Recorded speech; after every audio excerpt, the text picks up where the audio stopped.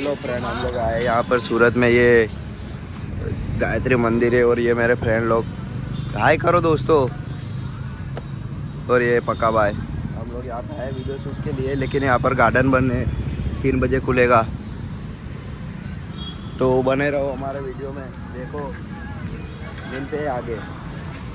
ये देखो, क्या बोल रहे गाइस, ये मेरा दोस्त है। और ये देखो उधर, ये अक्षय मार्केट उधर वीडियो शूट चल रहा है उसका। ये अलकेश उधर बैठा है, यहाँ पे मैं ये लोग का वीडियो सब बना रहा हूँ। ये देखो इधर का इसका शूटिंग चल रहा है। ये लोग अभी पक्का भाई, आपको कुछ बोलना है भाई? अपना ये ब्लॉग आएगा यूट्यूब पर, ब्लॉग आएगा ये। चल वीडियो बंद कर। ये भाई मेरे को मारा है माथे में, तो बवाल हो गया इसके साथ। ए ले लिए ये देखो, ये दाऊद का मार्केट, 3, 2, 1 स्टार्ट।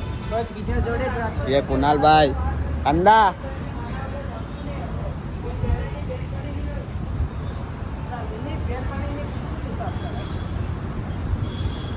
કઈ કલાક 3, 2, 1 સ્ટાર્ટ। મને લાગતું હતું કે મારા જોડે વાત નથી થતી ને, તો મારા વગર એને ગમતું નહીં હશે, પણ જ્યારે એની બેનપણીને પૂછ્યું ને